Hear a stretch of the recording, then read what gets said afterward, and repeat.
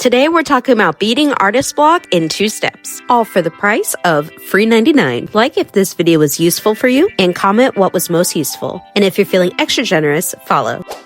Step 1. We're going to evaluate our hierarchy of needs. How long have you slept lately? How much water have you drank today? Did you eat? Have you showered? And as much as we like to think this, we artists aren't art-making machines. Sometimes when I get locked into a project, I have a hard time taking care of myself. And when that happens, sometimes my art can suffer from it. Remember, you can't pour out of an empty cup. We're now going to move up on the pyramid. When was the last time you hung out with a friend or did something small for yourself? For me, this meant going somewhere fun with my fiance, dyeing my hair, even though it wasn't exactly the color I wanted, and getting myself a coffee after a doctor's appointment. It doesn't need to be expensive, it just needs to bring you joy. Step 2, we're going to evaluate how we're struggling. Struggles I see usually fall into 2 categories: idea formation and concept, and technical skills. If the issue is inspiration, try to keep something at the ready that you know always inspires you. For me, it's definitely my collection of art books, but it could be as varied as TV series, books, music, somebody you follow online. Keep whatever it is easily accessible. I also sometimes see a lack of confidence in the concept building stage due to perfectionism.